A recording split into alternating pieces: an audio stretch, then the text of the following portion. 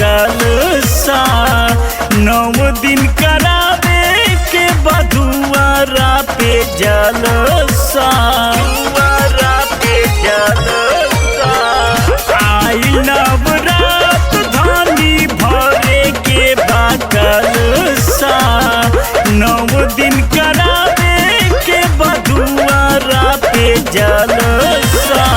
माई के पूजा में कुछ पड़े नहीं काम, माई के पूजा में कुछ पड़े नहीं काम।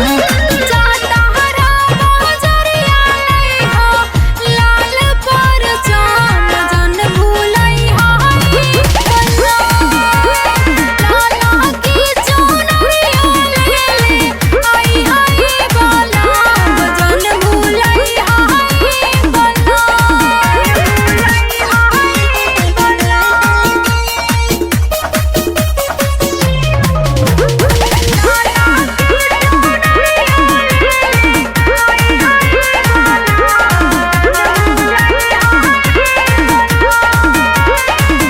झझरे करुआवा में गंगा जी के पानिया राखी दस धोवल जाई माई के चरनिया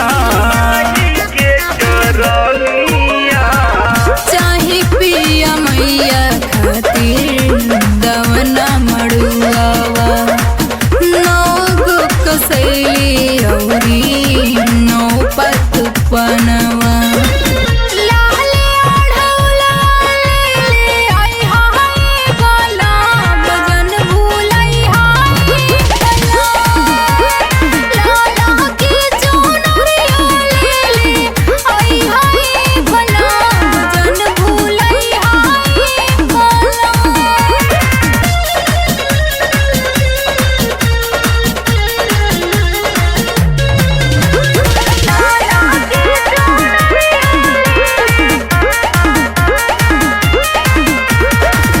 जाई के नमुनिया के देली द खबरिया चौका पुरावे के बागरी है ना देरिया